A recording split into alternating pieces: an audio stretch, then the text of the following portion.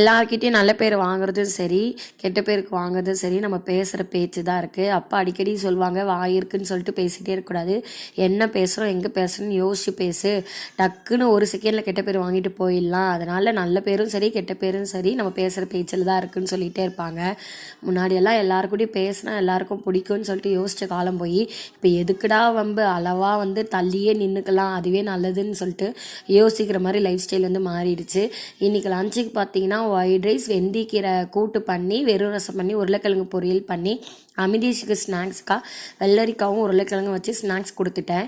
Night எப்போ பார்த்தாலும் இட்லி தோசை சாப்பிட்றமே, இந்த ராகி மாவில் கொழா போட்டு பண்ணி ரொம்ப நாள் ஆகுதுன்னு சொல்லிட்டு கொழா போட்டு ராகி மாவு கொழா போட்டு பண்ணி கருப்பு கல்லையில் கடலக்கறி பண்ணியிருந்தேன். என்ன தான் அப்படி இப்படின்னு சமைச்சாலும் நம்ம இட்லி தோசை சாப்பிட்ற மாதிரி ஒரு ஒரு ஃபுல்ஃபில்லாக இருக்காது. பட் இருந்தாலும் ஹெல்த்தியாக சாப்பிட்ணுன்னா கொஞ்சம் மாற்றி தான் ஆகணும். நீங்களும்